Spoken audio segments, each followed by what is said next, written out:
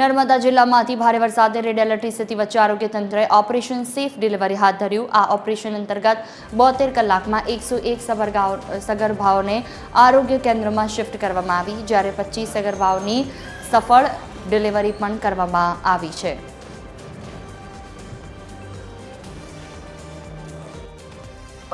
15મી August સુધીમાં જે delivery આવતી હતી એમાં 142 બહેનો હતી અને એ પૈકી તમામ આપણા આરોગ્ય સ્ટાફ, મેડિકલ ઓફિસર શ્રી અને 108ની ટીમ દ્વારા આ બહેનોને આપણે જે તે ફેસિલિટી જેમ કે GMERS medical college, SDH Dediapada, Gadheshwar CSC Sagbara Chikda અને તિલકવાડા અને તેમજ અમુક PSC ખાતે આપણે શિફ્ટ કરી હતી। આ બહેનોને 101 બહેનો હતી જેની ગઈકાલ અને આજ સુધીમાં આપણે શિફ્ટ કરી છે। તે પૈકી 25 બહેનોની ગઈકાલે અને આજે ડિલિવરી થઈ ગઈ છે।